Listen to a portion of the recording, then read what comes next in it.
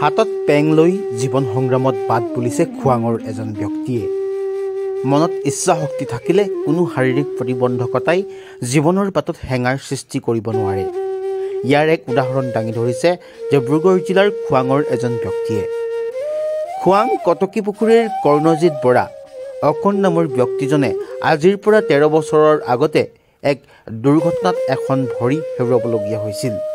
কিন্তু ব্যক্তিজনে পংগুত্বৰ মাজেৰে কৃষি কৰ্ম কৰি জীৱন সংগ্ৰাম চলাই গৈছে। কৰ্ণজিৎ বৰাৰ পৰিয়ালত আছে পত্নী আৰু কন্যা সন্তান। কন্যাগৰাকী বৰ্তমান বিদ্যালয়ত অধ্যয়নৰত অৱস্থাত আছে।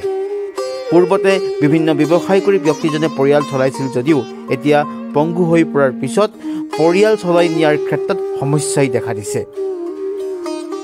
কিন্তু এই সমস্যাকো আওকাণ কৰি ব্যক্তিজনে বহিদিহিঙৰ মাথাউৰিৰ নিচেই কাষতে থকা 12 বিঘা মাটিত খেতি কৰিবলৈ আৰম্ভ কৰিলে। ধান খেতি কৰাৰ পিছত বৰ্তমান ৰঙালাও, জাতিলাও, লাই, সৰিয়হ, মাটিমাহ আদি ৰবি শস্যৰ খেতি কৰিছে ব্যক্তিজনে। এখন ভৰিয়েই হাতত পেং লৈ কৰিছে পাচলিৰ খেতিসমূহ। ইয়াৰ পৰাই যি 2 পইচা উপাৰ্জন হয় তাৰে কন্যাৰ পঢ়াৰ খৰচৰ লগতে পৰিয়াল চলাই নিছে।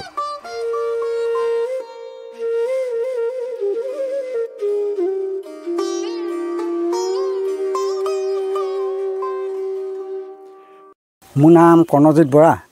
তাৰপিছত গাঁওখন হালধিবাৰী কটকী পুখুৰী। মই 13 চনত মোৰ এক্সিডেণ্ট হ'ল। তাৰপিছত 14-15 চনৰ পৰা 13 বছৰ মানে 13 বছৰ 14-15 পৰা মই কৰি আছোঁ মানে 15 বছৰ মই ৰানিং হৈ আছোঁ মানে খেতি কৰা। মই এতিয়া সৰিয়হ কৰিছোঁ, ধান কৰিছোঁ, তাৰপৰা জাতিলাও, তাৰপৰা মিকা বিলাহী, কেৰেলা, তাৰপৰা আৰু এই মটৰ চটৰ লগাব লাগিব ধান শেষ হোৱাৰ পিছত। মই এতিয়া নাই কৰি সৰিয়হ 12 বিঘামান কৰিছোঁ এতিয়া। খালি ভাল নাই হোৱা। দুটাকৈ খেতি কৰোঁ এতিয়া। সেই ধানৰ হেৰিয়াত আকৌ মাটিমাহ দিছোঁ। এওঁ যে এতিয়া বিকলাংগ হৈও ইমানখিনি খেতি কৰি ৰাইজক দেখুৱাইছে, তাৰমানে এওঁ প্ৰেৰণা ল'ব লাগে চবেই। আৰু এওঁ মানে কিবা এটা যে চৰকাৰৰ ফালৰ পৰা সহায় সহযোগ পাব লাগে, গৃহ এটা পাব লাগে। তেওঁ কিমান কষ্ট কৰি আছে ইয়াত আমি দেখি আছোঁ। আমিও কষ্টকৰ ঘৰে বাৰু এজন। আমিও সেনেকৈয়ে খেতি পথাৰ কৰি পৰিয়াল চলাই আছোঁ। এওঁকে দেখিও আমি শিক্ষা লোৱাৰ নিচিনা হৈছে বাৰু এওঁক দেখি। গতিকে আমি এওঁ কিবা এটা সা সুবিধা পোৱালে আমিও ভাল পাওঁ।